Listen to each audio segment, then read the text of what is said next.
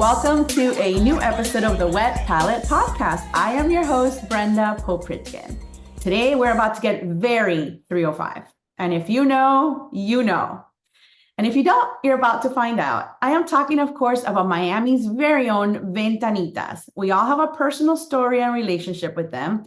For example, I grew up in Hialeah. And that tells you everything right there. On the weekends, I would always stop in for a snack with my dad. Usually it was at Los Chicos restaurant. We would start with a cup of water from the bright yellow and red igloo cooler that was always placed outside, and followed it with pastelitos, croqueticas, and cafecito. I don't know why everything has to be ito and ita in Cuban slang, but that's how it is. Often I would also leave with a pack or two of Miami's homemade cremitas de leche. So if you know, you know. Oof, the memories. Here to tell us about her very special book, Ventanitas, A Window into Miami's Coffee Culture, is Daniela Perez Miron. Welcome to the podcast, family. Thank you so much for having me. Yes, I'm so excited to talk to you about this. Daniela Perez Miron is a graphic designer and art director born in Guatemala and raised in Miami. She graduated from with dual degrees in art and management, and then went on to study visual communication at the Royal College of Art. She's passionate about creating work that tells intimate cultural stories, centers real people, and empowers others.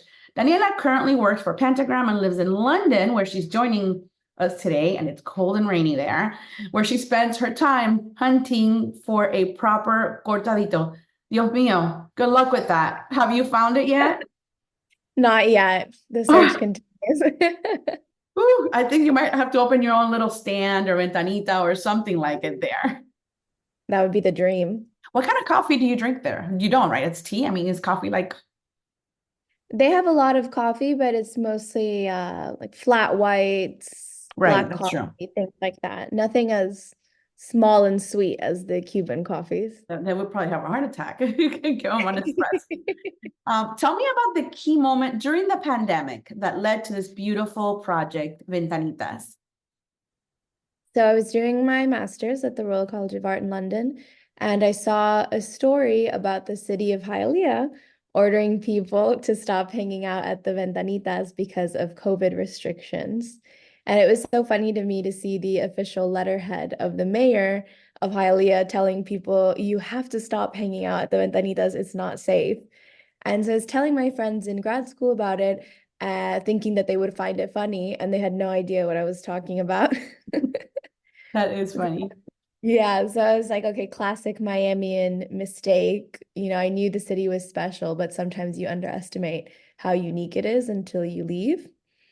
And later that term, we were tasked with creating a publication on a subject that interested us, and this was kind of the perfect way for me to connect with Miami. So visually, I thought they were very interesting, the Ventanitas, but I started doing some research and I found Carlos Frias's article shortly after that, documenting the history of the Ventanitas and how they came about. And it was really more of an oral tradition before he dug through the archives for months to find this. And he was kind enough to speak to me for a long time and tell me about that and put me in touch with Felipe Valls Jr., whose father opened the first Ventanita at El Oso Blanco and then went on to open Versailles. And he spoke to me a long time about the culture of the Ventanitas, how closely tied they are to the Cuban community. And from then on, I started interviewing people, asking them how they came to work there, the history of the Ventanitas. And the more I spoke to people, the more I realized how special they are, and it encouraged me to keep going. It turned into my final project for my master's, and my professor encouraged me to try to get it published. And so I reached out to O Miami, specifically Scott Cunningham, and we kind of took it from there. How long from that first day where you heard that Hialeah change memo and to the day that you submitted a final draft and you were thinking, this is happening?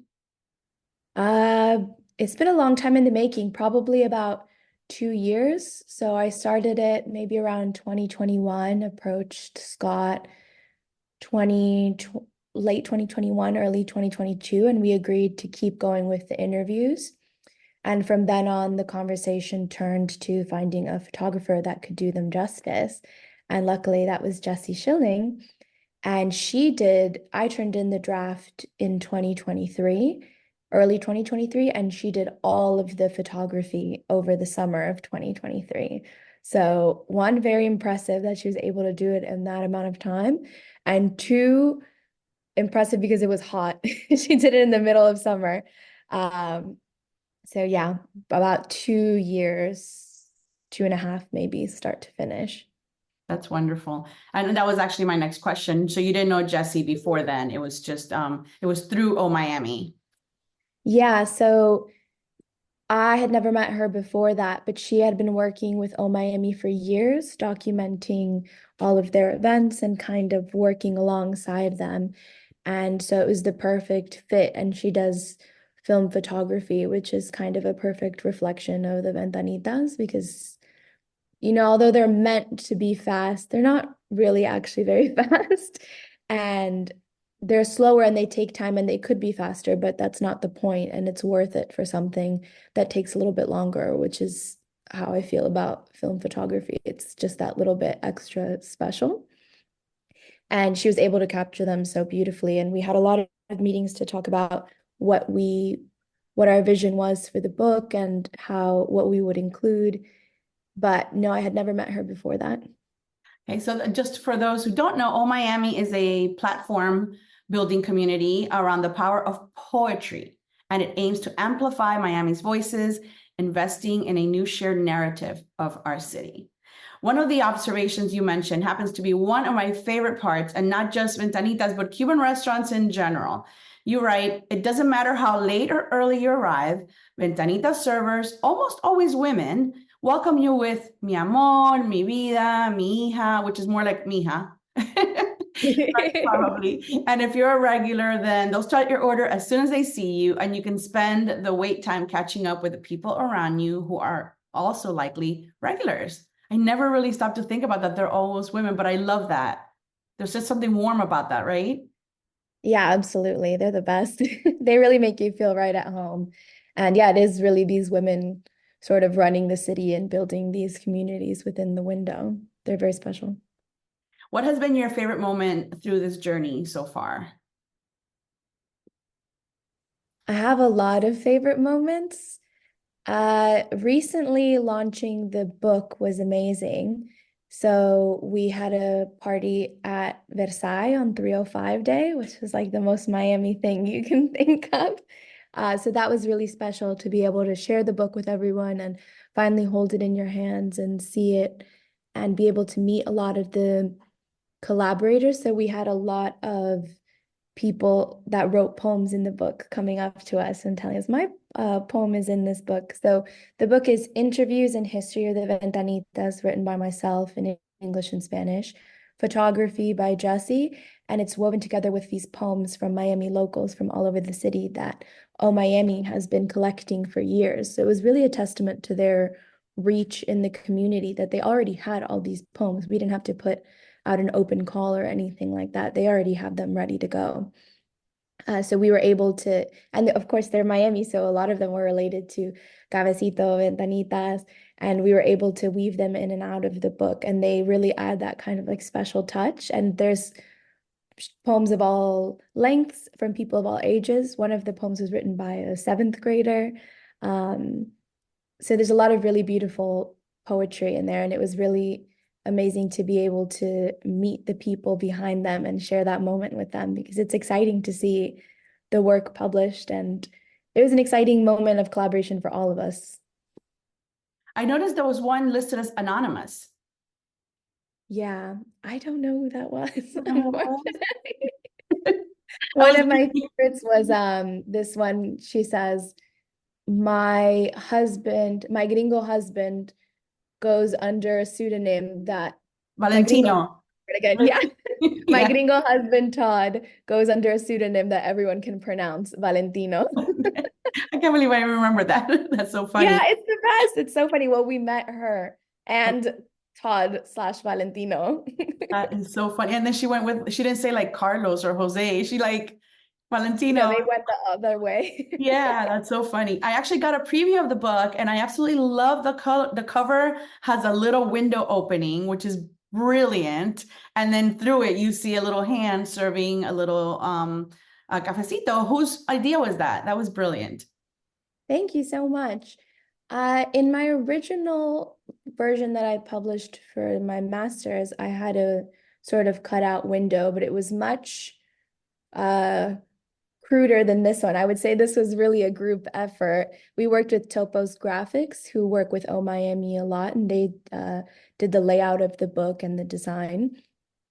And they were so amazing to work with, and they really helped us pick, the best papers and the best prints. And I think it was between all of us, Jesse, Scott, and the people at Topos Graphics to select the image on the inside. And they had all these thoughtful details like adding the poem on the inside when you open the flap. So it was really a group effort, I think. Like a lot of the details in the book, there's a lot of little details like on the back cover, there's a little fold that looks like pastelito paper. Oh my gosh, it does. The wax paper, yeah. Yeah. So there's a lot of little details like that throughout that we had fun playing around with and add to the experience of reading the book. But thank you for noticing. I'm glad you like Yes, that. I did notice. And this might be a good time to show you my shirt. Cafecita. Cafecita. I wore it just for you, for those listening. It's just a black shirt, and in white it says Cafecito Queen. It's I had to wear amazing. that. Tell me which is Yeah. your favorite ventanita in the city, and what is your standing order? My standing order is easy. It's a cortadito with a croqueta. I Ham? love cortaditos. Yeah, a ham Ham? croqueta. Yeah. My favorite, I don't know. I feel like I'll get in trouble if I pick just one. I have a few Mm. favorites. Um, my favorite cortadito would probably come from Casa Cuba, the women that work there, Lily and Marcia. They have a really beautiful and special friendship. They started working there on the same day in 2002, and they still work there today, and they're best friends. And they're so amazing. And they swear that they have the best cortadito because they add a little bit of cinnamon into it. And I really love it. When I went, they made me two because they thought that the first one wasn't pretty enough. And I drank both of them anyway. Wow. You were doing great the rest of the day and through the night. Yeah, that might be one side effect of doing this book. Like my heart rate will never be the same because I've never turned down a coffee in my life.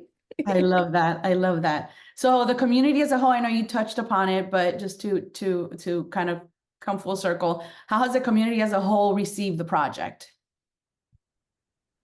As a whole, I think everyone's really excited. The feedback that I've heard has been really positive and touching. Again, being able to share it with the poets that were involved in it was really, really amazing. A lot of them are so excited, to see their poems printed out because that's a whole different experience. And it was really sweet. And all of the families and owners of the Ventanitas were also really excited to see their stories written down. So all of those moments have been really special to share. I've also gotten some students reaching out saying that they grew up in Miami and that they're actually working on projects that have to do with their upbringing and with Ventanitas.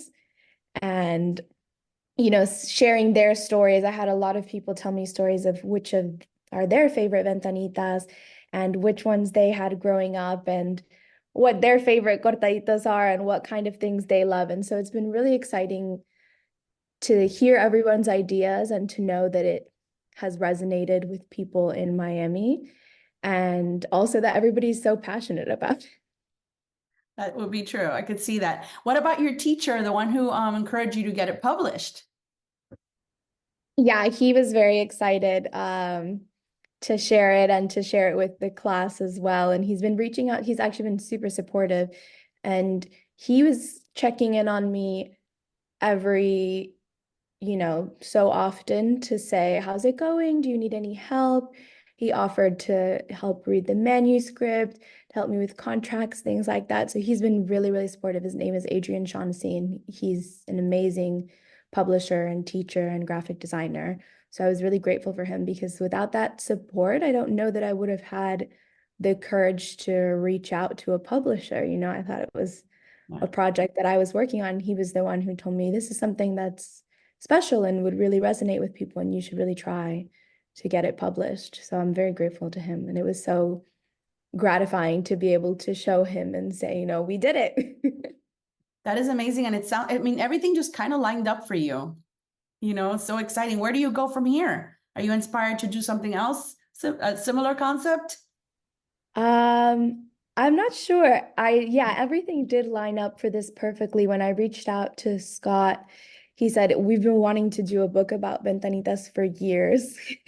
Wow. So I think it was one of those that was always in the back of people's minds, and it was the right team and the right group of collaborators coming together at the right time to make it happen. And I was super grateful for that. And that was one thing that was really amazing about working with a local publisher like Oh Miami that has such a passion for this kind of stuff, is that I didn't have to tell them, you know, how the ventanitas are important or Sell them justify on it.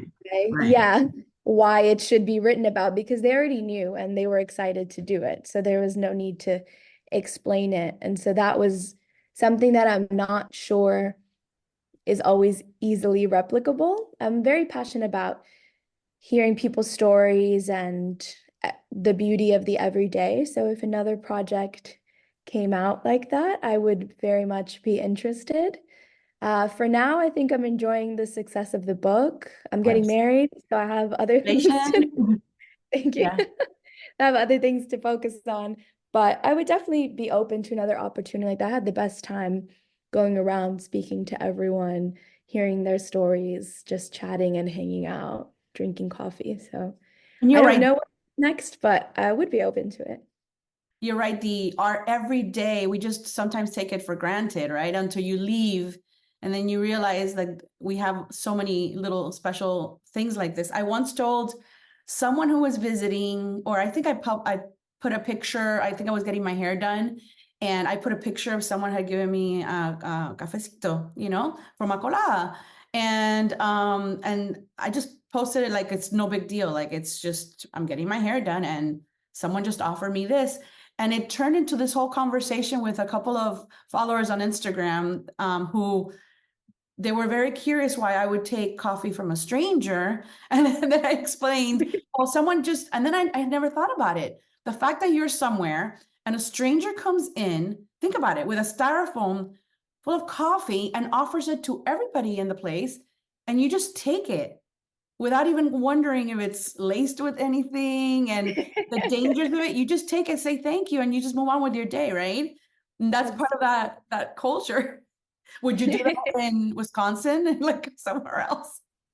No. Probably not. There's one poem in the book that sticks out to me too. That's like, today someone told me they loved me, or maybe they just offered me un cafecito, same difference. Right, right. And you just take it blindly and drink it. And sometimes you take a second, and but that's just part of, it's woven into Miami, and it's just normal for everyone, not just Cubans. Everyone just takes No, it. absolutely. You know the behavior and you know that kind of quick moment of connection. And I think that's what was nice about writing this. I feel like often stories about Miami are written by people that don't really know Miami. So they're coming from Oh, an yeah. outside perspective, talking about, you know, how it's becoming this upcoming tech hub, or comparing it to other cities. When's it going to be more like New York? Or is it like Miami Vice? Do you go to the beach every single day? When really Miami is such a complicated and special city that it's nice to be able to hear stories from the people that contribute to its unique culture. And that's part of Oh Miami's mission, is to make sure that Miamians are the ones shaping the city's narrative. So that was really gratifying to be able to put together. What do you want listeners to know about this project that we haven't already talked about? I think Ventanitas are an only in Miami phenomenon, and this book captures a really unique part of Miami that you won't be able to replicate anywhere else in the world. And it's a window into the lives of the people that gather there, not only for coffee, but for human connection. And I hope that more than anything, that's what comes through, that it's not just about the coffee or about the food, it's about the families that people create in these Ventanitas. They're really pillars in their community and part of what makes the city so special. I mean, I met countless people that have been working at their Ventanita for 10, 15 years. Where else do you find that kind of stuff? You don't really find, a Starbucks where people are working 15 years because Yeah. that's not what they're built for. But Ventanitas really are a vehicle for human connection. And I hope that's what we were able to capture in the book. There was a lot of love put into the book, and I hope that comes through more than anything. Well, I love the book. Congratulations. It's a bright orange color. It's a perfect gift. Where can listeners purchase this book? You can purchase it at ohmiami.org. .org. Thank you so much. Daniela, where can listeners find you and your future projects? I am a graphic designer by trade, so you can find me on my website, DanielaPerezMiron.com. That would probably be the easiest way to find me. I'm also on Instagram, but I'm private. I'm very shy. But yeah, probably my website would be the easiest way to contact me. Of course, that's perfect. Thank you so much for joining me this morning. I'm very excited to get the word out and to get everyone hooked on your book. Thank you so much. Yay, we did it. We did it.